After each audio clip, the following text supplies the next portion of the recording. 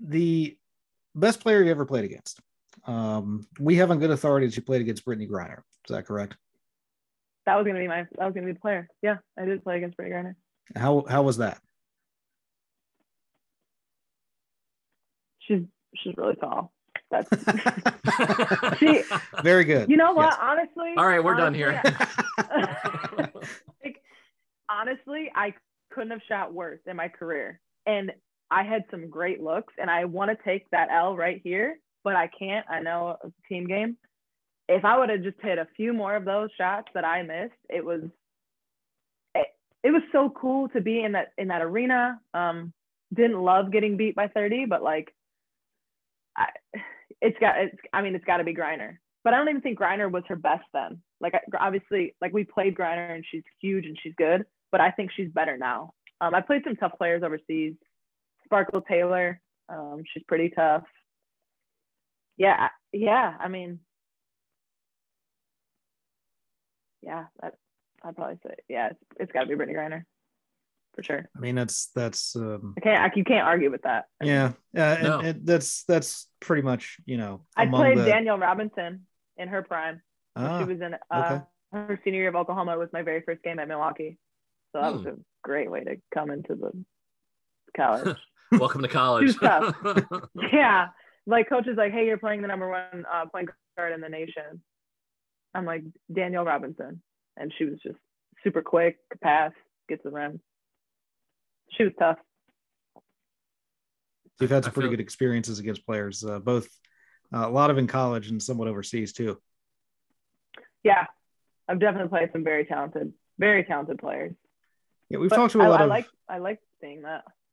We've talked to a lot of men and women on the pod, and one of the things that's kind of unique about women's basketball, professional basketball, as opposed to men's professional basketball when you're playing overseas, is that a lot of times you're playing against even more elite talent in terms of who you're playing against when women are playing overseas, even more so than men. Men, the NBA is king. You know, you're in the NBA, You're the best of the best, and their season is their season. Whereas if you're in a WNBA or you're in a lower professional league, a lot of times women play overseas in addition to that, on top of that.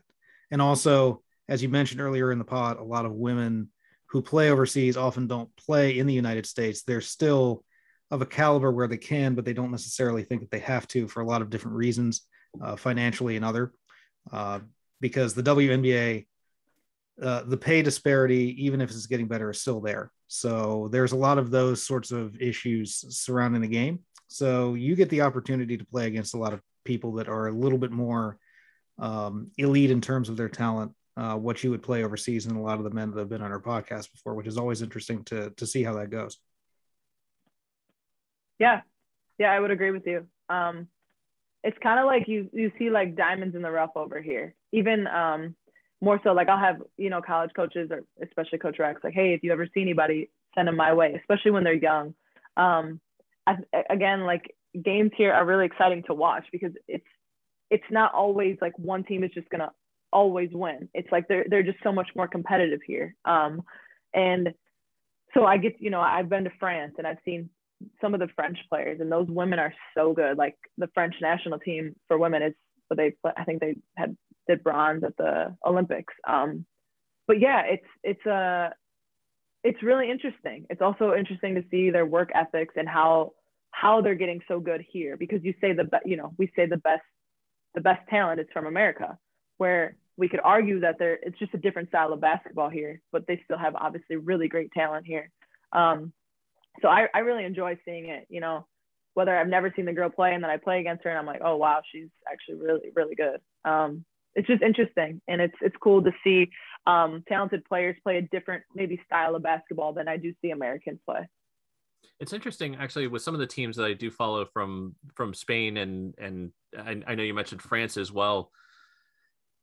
It does seem like, especially maybe with some of the really top teams in Spain, it doesn't seem as if they're dependent as much on Americans. Like, you can actually see a really high level team composed of mostly Spanish girls, or, you know, same thing with France. And that's sort of one of the interesting things where, you know, even with some of the, you know, on the men's teams and everything like that, you're getting a certain amount of Americans, but with the women's side, it's almost like they're not as reliant on some of the women, because they can probably get some of the top Spanish girls or the top French girls. It's just, I don't know. Does that seem like I'm onto something with that? No. I completely agree with you. I think that it does depend on what country you're in. So also there's different rules for each country. Iceland, you only have one American. Here, I believe you can have like a total of 4 foreigners. So like, for example, we have 3 Americans, 1 Bosnian. But I would agree with you. Spanish takes a lot of pride in their people. And I think that that's really cool. For example, the league that I was in when I played in Unicaja, they are only allowed 1 American now. So you're relying more so on your Spanish players. So some could argue that maybe the league's not as good now because you don't have as many American players who are maybe scoring more. Or you could say the league is more competitive because now it's your Spanish players playing against each other. I think it's cool. Like I said, I can respect it. I get it. You know, we're not always here to save the day. So I think it's cool. Obviously, it's less jobs for us in Spain, where we all love to play. But yeah, I mean, I understand. It makes your players better because now you're putting your players on the floor. You're putting your national players on the floor, and rather than sitting watching the Americans play. I was going to say one of your biggest gripes with that is just the fact that there are less spots available for Americans, but for you sure. said it exactly. Absolutely.